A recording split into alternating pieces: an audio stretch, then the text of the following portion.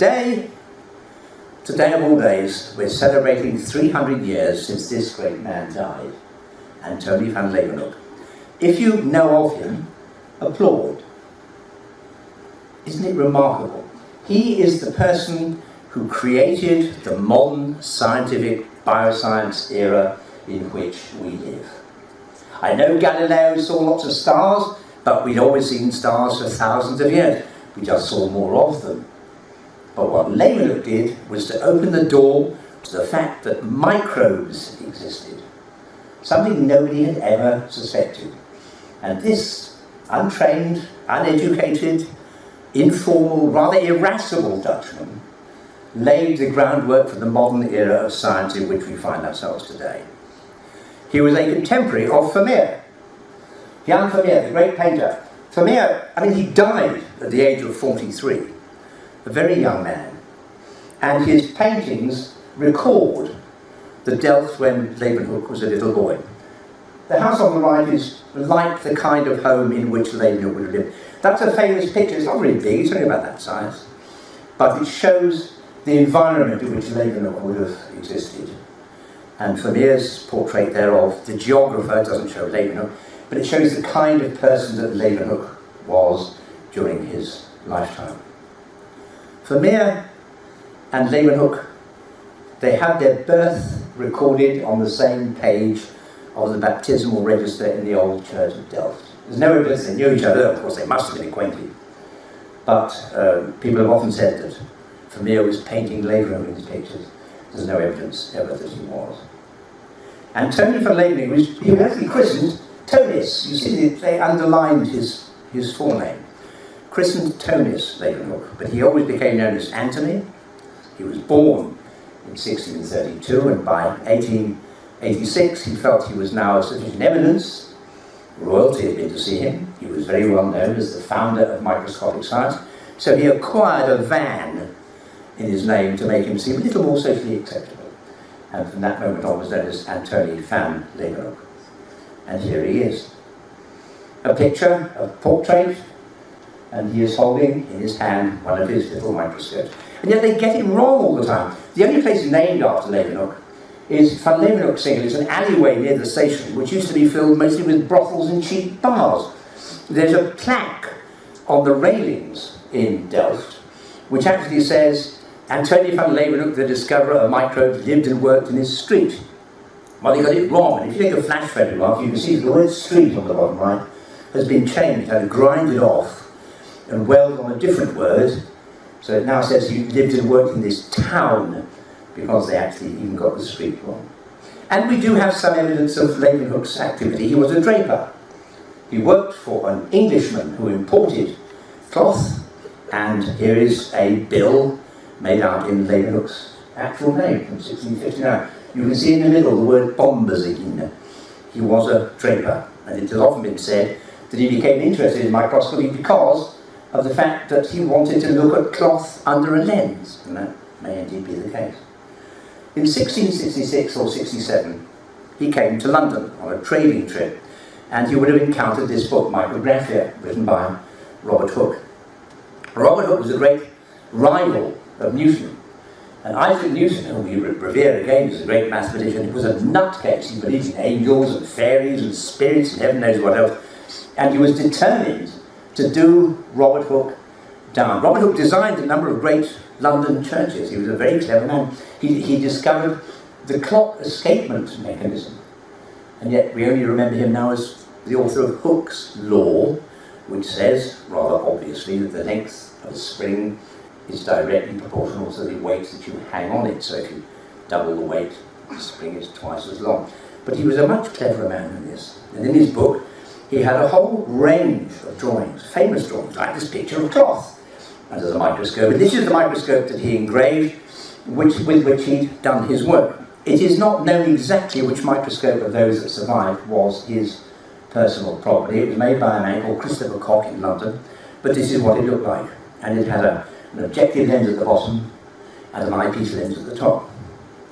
And in his book, he published the most phenomenal pictures, like this extraordinary study of a flea. And just look at the incredible detail. in that drawing. Now, in recent years, a number of TV companies have decided to show the work of Robert Hooke, and they always make a fundamental mistake which every scholar has made, and that is that you couldn't actually see this detail with his microscope. It is an ultimate paradox, and nobody ever thought to try and solve it. Meanwhile, you had people like Dr. Michael Mosley turning up on TV and showing off Robert Hooke's book. And I do want you to pay special attention to the ending of this TV clip. This is absolutely a definitive example of how you do not handle a vital, precious, antique book. I don't know why the curators who were there during the film didn't rush forward and say, "Put it down, you don't know what you're doing." But do pay special attention to the way in which Mosley ineptly, amateurishly and roughly turns the pages of this priceless tome. One of the first to use it had been Robert Hooke in the 17th century. His book, Micrographia, contains illustrations of a hidden world. Snowflakes and natural fibres. Promise me you'll never do anything like that. Well, it came up again when David Dimbleby made a programme about Robert Hooke. He went to the Science Museum's storeroom. There was some bizarre reason they had him filmed walking around with a torch. I mean, this is a well-lit, academic, scholarly building where people go to study, but nonetheless they thought it would be dramatic effect, I suppose, to have him walking around with a little flashlight in his hand. Anyway, this is what Dimbleby made of the same book. One of the great scientists of the age, still venerated here, had begun life as a painter, apprenticed to Peter Lely. His name was Robert Hooke, and he became the first curator of experiments at the Royal Society. This is thought to be Hooke's microscope, and a very, very fine object it is too. Beautifully decorated, because obviously it was a very special instrument. Hooke looked at all kinds of things. The one we've got under here is just an ordinary flea. And, oh my goodness, it shows the flea in very fine detail. You can see the sort of hairy legs and little spikes. Of course, Hooke would have spent hours and hours looking at these specimens. It was to assemble a great book of all the objects he'd observed, plant life, animal life, all the rest of it. It's called Micrographia, and this is the page of a flea, beset with multitudes of sharp pins. Next to the flea is the louse. No guesses about why the louse and the flea were popular. For most people, this was the first time they'd had any chance to see what the natural world was like. But did they have a chance to see what the natural world was like? This, as we've just seen, is all you could see through the microscope. None of the detail in the picture is visible through the microscope. And it happened again when Richard Dawkins made a programme featuring Robert Hooke. By the way, fleas and other insects are often preserved in highly poisonous preservative liquids. If ever you are given the chance to remove a specimen from a specimen jar, never, ever do it like he does.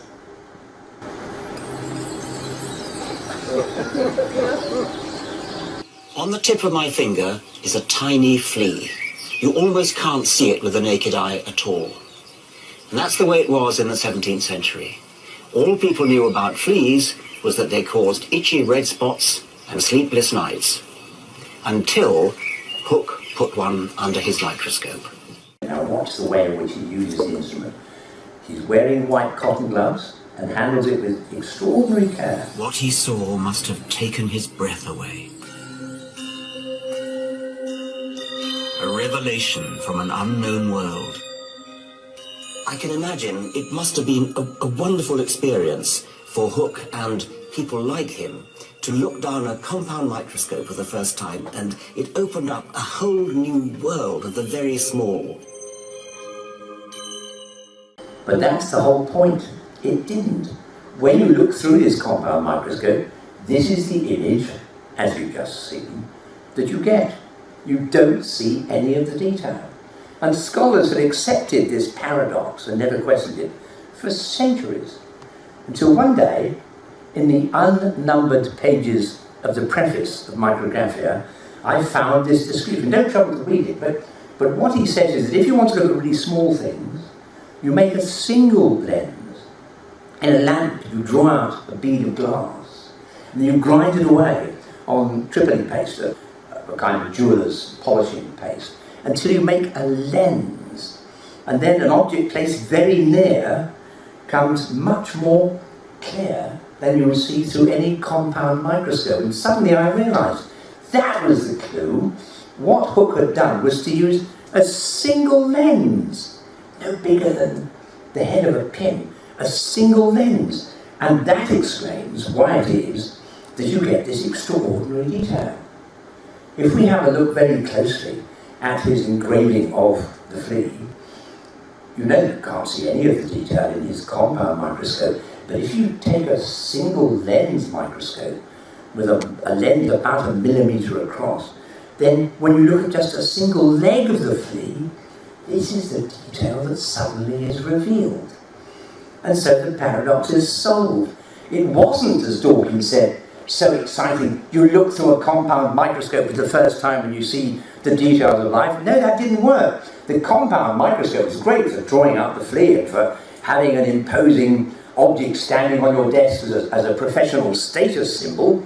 But if you wanted to see the detail, you looked through a single lens microscope, because this is all you'd see through his compound lens. And when you look at the amount of detail in his engraving, you realise that the compound microscope had nothing to do with it. It was a single lens, the tiny little lens microscope, that gave you the clue. Now look closely at the eye, and I want to show you something quite extraordinary. Here is the eye of a cat flea. It's slightly different in structure to a human flea. And this shows the same sort of detail that you get from Hooke's engraving published in 1665, yet this is the view through a scanning electron microscope made by the FEI Corporation today. And so the amazing revelation is that Robert Hooke, using a single lens microscope, was getting the same detail that it takes a scanning electron microscope to give us to this day. Take a look through one of these compound microscopes, and there's a water flea at the top, and underneath is a mosquito larva. You all see them wriggling around, and that's all you see through a compound microscope. When you look at Robert Hooke's engraving, however, you realise that he could see details that simply weren't visible through a normal microscope. So, let's get that little tiny lens, 1 millimetre across. Let's have a look through a single lens and see how much detail you see. And there it is. There's all the detail that appears in Micrographia, and the single lens microscope is what gives you the clue. The big, impressive, exciting looking, highly desirable compound microscope had one big problem. When it magnified images, because it had a couple of lenses, it magnified the problems with the images even more than it magnified the images. Whereas if you have just one lens, there's nothing to complicate the issue. And look at the detail of that breathing tube that you see that Robert Hooke published. And this is one of the simple microscopes that was made by Leeuwenhoek. Leeuwenhoek came to London in 1666 or 1667. He saw Robert Hooke's book. When he went back to the Netherlands, he was excited by what he'd read, or by what he had read to him, but he didn't speak English. Micrographia was a great hit. Samuel Pepys, the diarist, said he sat up half the night with the book. He just could not put it down, it was so exciting. And when Leeuwenhoek went back to the Netherlands, he started to grind tiny lenses exactly the way that Robert Hooke had suggested he should. And then in 1674, he began to write to the Royal Society. And he sent drawings of what he'd observed. And he sent drawings of microbes, which nobody had ever suspected could exist before. He couldn't draw himself. We often talk about Leeuwenhoek's drawings, but he said in his letters, I can't draw.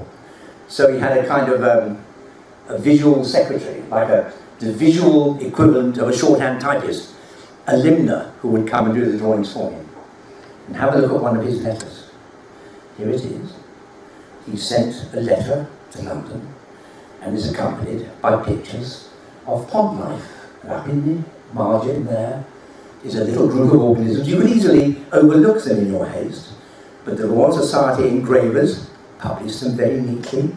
And if we look through a modern microscope, there are the organisms that Leeuwenhoek saw. It's a creature called Vorticella. It purifies drinking water. Vorticella combs all the bacteria out of water, and it's Vorticella that purifies water. And here are some beautiful little creatures called rotifers. That's how Leeuwenhoek's limner drew them. And they were again transcribed and neatly engraved by the Royal Society. And what did they actually look like? Well, let's look at them through a modern microscope. And here we are. This is what these creatures are actually like. So yes, Leeuwenhoek's descriptions were perfectly accurate. And I found it so exciting to match up the old with the new. Now, there is Vorticella through a modern microscope, and you have to ask yourself, what did it look like to him? Well, I also took film of this organism through a single lens microscope. And that's the picture you get. It's not as clear, it's not as vivid, but it's perfectly good enough to show exactly what it is that Leeuwenhoek was discovering. And this is how microbes came to the attention of science. Now, I've been to many museums, including the Boerhaave in the Netherlands, to study these microscopes, and normally they're just on display in a glass case. And when I was a little boy, I was introduced to Leeuwenhoek by a man called A.G. Lowndes, who came to my school, the King's School in Peterborough, and who for a year gave me private science tuition. And he mentioned Leeuwenhoek. And he said, you know, there are about 9 Leeuwenhoek microscopes known, but there may be others around. You ought to try and find some. I found something much better in 1981. At the Royal Society, with the encouragement of Sir Andrew Huxley, their president, I was given access to Leeuwenhoek's letters. They're all preserved in the Royal Society. And when I turned the last page of one of the first letters, I felt the paper was heavy. As I turned it over, there was a little unmarked envelope. And inside, there were 4 little specimen packets. And within the specimen packets were Leeuwenhoek's original specimens, sent over and more than 300 years old. They had sat hidden in the archives of the Royal Society, and I was able to look at them through his microscope and through a modern microscope, and able to analyse them and get all sorts of detail. I'd love to give you a lecture on that now, but there isn't time today. But I demonstrated all of this at the Royal Society in the 1980s, and many people came along, including dear old Harold Wilson, our former Prime Minister, who was fascinated by it. We had crowds of people all coming round to see my recreation of what it was that Leeuwenhoek had originally discovered. And by photographing his specimens through his microscope, we had a unique insight into what he'd seen.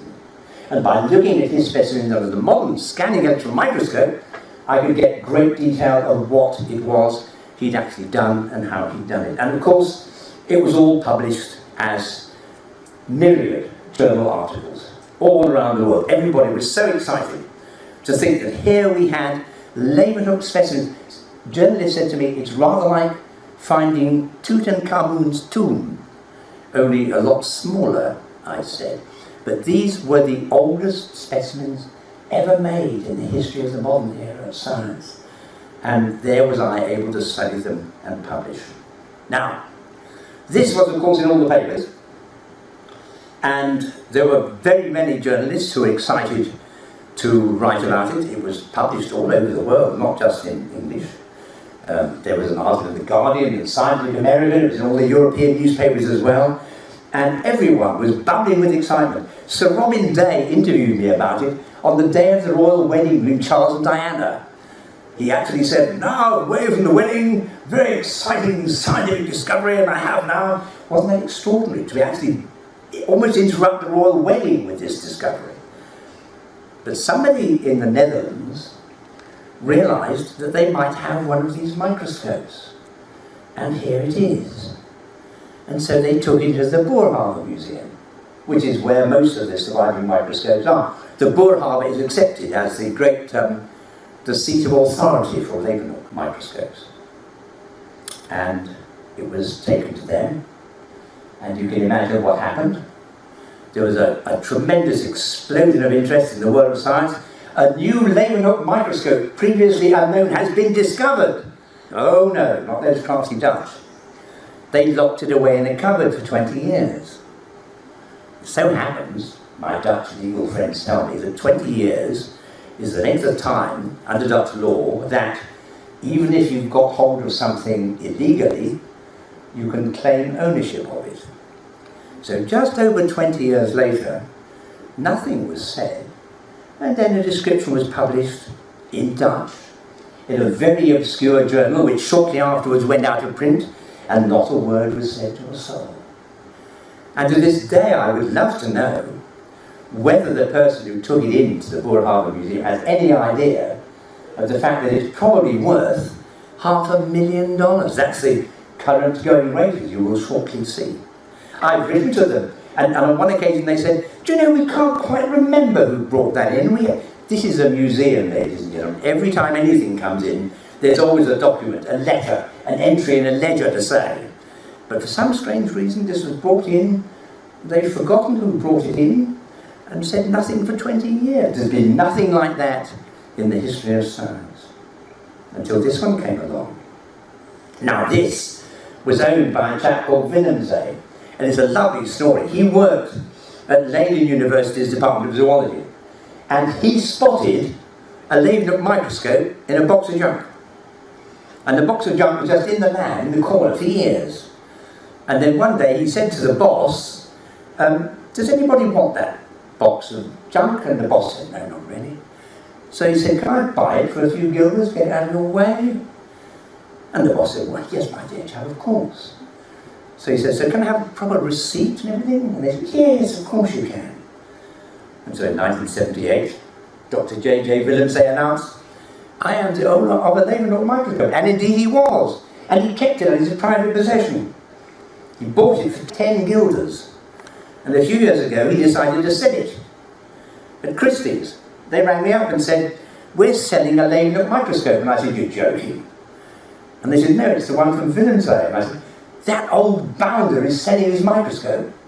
And they said, do come to the sale. So I did. And here it is.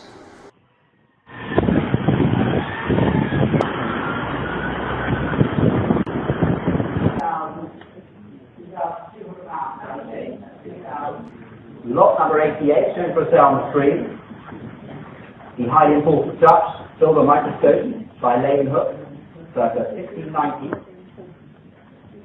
I will start this off at 45,000, 48,000. 45,000. I started bidding for it. I bid up to £100,000. I thought if I go higher than that, my wife was going to kill me. But it went on up and up. And every time that a bid was placed in the hall, somebody at the back of the hall topped it.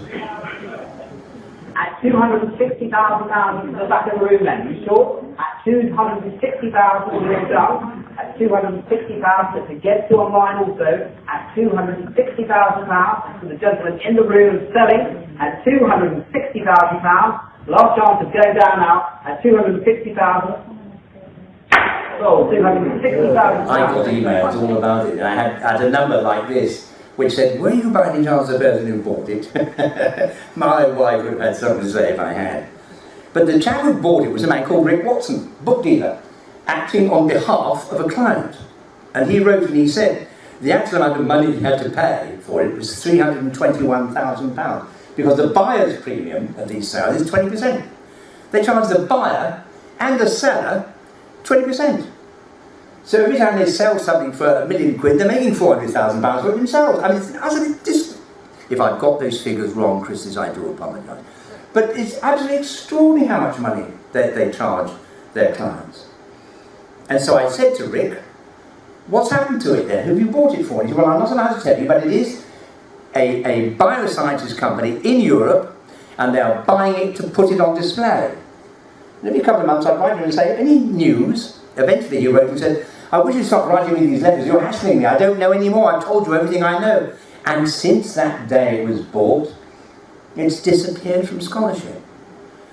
It cost just under, if you convert it with the rates prevailing at the time, just under $500,000, and it's vanished. Until one day Christie rang up and said, would you like to pop in and have a look? And they laid this in front of me. And I said, oh my God, that looks just like a Leeuwenhoek microscope. It had initials engraved on it, but it had the official hallmarks. And there it was, a Leeuwenhoek microscope. It was totally unmistakable. It was in a box of toys in a set of little accessories played with by kids in their doll's house. And it was bought by this man. Quite remarkable to think of it. A chap called Degenard, Bert Degenard. He collects old cars. He runs a couple of boutique B&Bs in Utrecht in the Netherlands. This box of silver oddments had always been left for the kids to play with their doll's house. And it just so happened that this item in it was a Leeuwenhoek microscope, been played with for centuries. And there was no question it was genuine. And so Bert, for, I think, if I remember rightly, about £10,000 or something, became the owner. And then, within a year, another one came up. This picture appeared on eBay. And the seller was selling what he said was some oddments, including the object in the middle. And he said, this object looks like some weird kind of drawing instrument. And there it is. And I thought, you know, that's twisted round. So let me just use Photoshop to pick up that focusing component and put it back in the right position. And it looks like a Leeuwenhoek microscope. So I bid for it. And suddenly the eBay sale stopped. Because this man, a Dr. Camacho from northern Spain, this man had contacted the seller and said, I'll buy it from you privately. I think it was 14,000 euros he paid for it.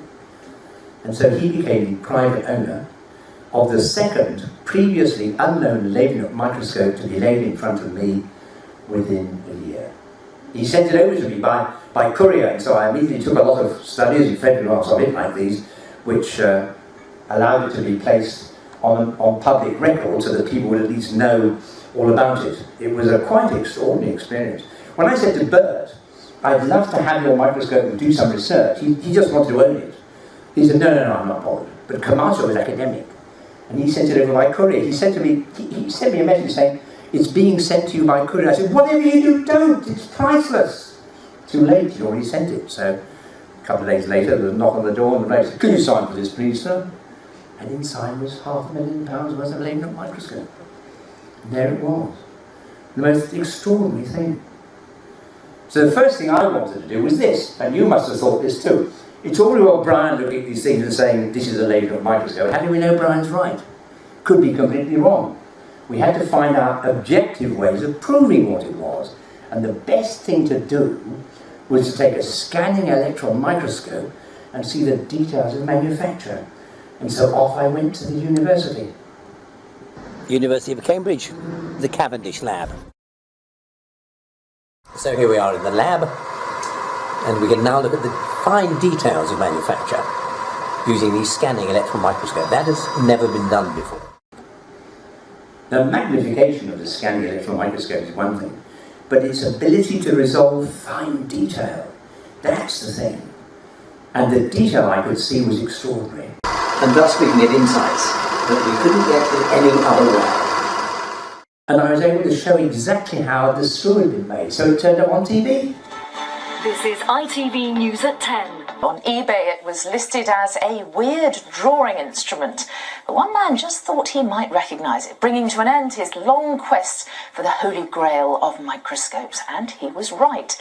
It did indeed belong to the father of microbiology, a 17th century Dutch scientist who discovered blood cells and bacteria. Our science correspondent Alok Jha has been taking a look.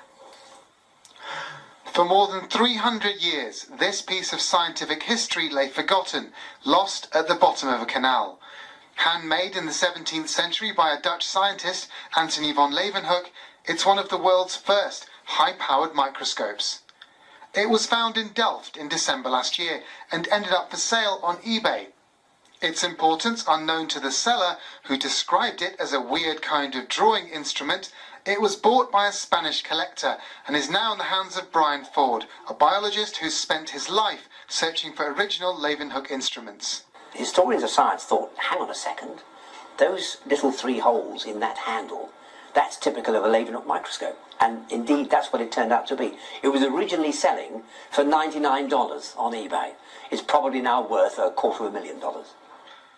Antony van Leeuwenhoek was a draper in Delft. He made more than 500 of his microscopes and became known as the father of microbiology. With a tiny glass lens, he saw everything from bacteria to blood cells for the very first time. This is the world Leeuwenhoek would have seen. These magnified images of pond water were made from a replica of one of his microscopes. Antony van Leeuwenhoek used this instrument and others like it to lay the groundwork for our modern understanding that every living thing is made from cells. And it's only taken 340 years to get from this instrument, which can magnify by 100 or so times, to this one behind me, which can magnify by millions of times. Leeuwenhoek's microscope showed people a world they'd never known. Biologists are still exploring that world today. Alok Jha, ITV News. Amazing stuff, and that is nice. So we then took it to Spain. And so we're preparing now for the mayor to come, who was at Cambridge and has a scientific background, so he could at least understand it. The thing is, will they exhibit the microscope? It would cost them a lot to put it on, but I think they should. I think, oh, definitely. Well, keep fingers crossed and we'll see. Hello, do you speak English? Nice to meet you. This is the mayor of Vigo, who himself is a science graduate and had studied at Cambridge University. And they made a tremendous fuss of it. In fact, the microscope is now a national asset, and now a national treasure in Spain. Bert has almost disappeared with his. It is occasionally put on display, but nothing much has been heard of it. But they made a great fuss. It was on their national TV, and the press. Antony van Leeuwenhoek, el considerado padre de la microbiología. El evento que tenía lugar en el Concello contó con la presencia del doctor Brian Ford, experto en Van Leeuwenhoek, que durante los últimos I was originally going to publish an account of Bert's silver microscope and Thomas's brass one, but then Bert said, no, I want to announce mine myself. So I said, that's fine, I'll leave it out of my account, so I did. But as a result, Thomas's microscope has had a tremendous amount of public exposure and is now a national asset of the science collections of the Spanish nation. The point of putting it under the electron microscope is this. Electron microscopes have got extraordinary resolution. They can see amazing detail. So if you look at the structure of this microscope, you can go on zooming in and in and in, and you still see smaller and smaller details. And I was so interested in the way, for example, in which Leeuwenhoek made his screw threads, because he didn't have a die and a tap like we would normally use today. He'd rolled his threads, which is most unusual. And again, his finding attracted a tremendous amount of interest and attention. It was published in Australia, it was widely published in Europe. The Scientific American were extremely keen to have a large article about it, and all the photographic magazines were so keen to see some of the images we could obtain with these simple early microscopes using single lensed magnifiers. That was the thing. The single lens proved to be the way of seeing tiny detail. And the amount of interest, this was a chapter I wrote for Encyclopedia Britannica, a lengthy chapter. Nature actually came out and published the view that I was the world's leading expert on the topic, which is a wonderful compliment. But the number of newspaper and magazine articles was almost unending. We kept having them sent to us from all over the world. This feature from New Scientist is still online if anybody wants to see it.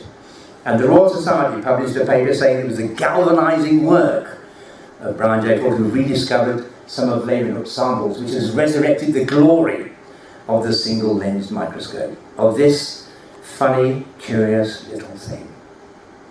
And of course, once the announcement was out, once more, there was a tremendous amount of tension, and it did mean that the world became aware of the incredible achievements that Leeuwenhoek had made in the 1600s. Now, The microscope has always been an underpinning theme of all of my work. The first textbook I ever published came out more than 50 years ago. And a large number of my books have had a microscopic theme, and many of them have been published in other languages and around the world, and some have had a tremendous effect on altering the way in which we conduct our policy towards the living cell and towards microbes and towards the germs that cause disease. And two of the books in particular have actually concentrated specifically on Leeuwenhoek. One was the Leeuwenhoek Legacy, and the other was my book, The Single Lens. You can still find them occasionally on sale. I think Amazon usually have a second-hand copy somewhere. The Leeuwenhoek Legacy actually published all my scientific findings. There was a man called Clifford Dobell who in 1938 published a wonderful book about Leeuwenhoek. Without Dobell's book, and I knew his widow very well, without Dobell's book we would not have known of Leeuwenhoek at all. And my humble publication should be seen as an appendix to Dobell's great work. And the list of publications is quite embarrassingly large. I mean, it's quite remarkable just how much one has been able to find out. And of course, there is a kickback to this. In recent years, other people, unable to think of anything original to do themselves, have decided to, what's the word I'm looking for, misappropriate my research. And they have started looking through laser microscopes and publishing it as they've been doing it for the first time. It's quite remarkable. In the last couple of years, two of the individuals have successfully applied for grants totaling over $1 million between the two of them to look at Leeuwenhoek's material through Leeuwenhoek's microscope, all published a long time ago and none of it original. Now you might think, a skeptic would feel, that people like that are dishonest, opportunistic, plagiarists. I would never use an expression like that, but I would find it very hard to find evidence to disprove that view if anybody else felt so. And so here we are. You may wonder, therefore, why am I on this ship now? Because Leeuwenhoek's demise was on the 26th of August, 1723. Last year it became obvious that there was going to be conferences about Leeuwenhoek. And I knew that if I turned down the invitation to go, it would seem to be very rude. I also knew that if I went, then what I said would be seen to be very rude. And so I said, we'll have a contract to go away 1,000 miles away from base and lecture on it to an audience of seaborne passengers. Then I avoid any conflict of interest, any social embarrassment, and any undue controversy. In fact, of course, it didn't work because the Royal Society are holding a conference and they didn't even manage to get the date right. They're holding it in a few weeks' time. They missed the anniversary of his demise altogether. So there we are, ladies and gentlemen. An interesting thought. I've long known that Leeuwenhoek's research, this ingenious, clever amateur, working on his own in the Netherlands, he discovered sperm, he discovered blood cells, he discovered bacteria, he discovered protozoa. All of these things, as you've seen, he sent drawings to London of exquisite accuracy. And he did it all on his own. He actually gave us the birth of the modern scientific era. And it just may be that he's giving us the evidence that we need for the death of modern science as well. Because it's now becoming duplicitous and opportunistic. It's now becoming dishonest. Science is becoming a racket. Look at this wonderful picture of Euclides, filmed by my friend Bob Burton, and compare it with the view you would have got through a Leeuwenhoek lens back in the 1600s. It's not as detailed, it's not as sharp, it isn't as clear, but it still shows you all you need to see. And this brilliant man who gave us the modern era of science has allowed me to do research that may point to the way in which science finally dies. And so, ladies and gentlemen, I give you a man everybody should know. Charles Darwin, fine, great naturalist, wrote wonderful books, but this man This man opened the door to the universe of microbes, and without him, we wouldn't have the modern era of science. I'm only sad that some opportunists in the scientific fraternity are killing it off just as surely as he saw it born. Ladies and gentlemen, thank you very much indeed.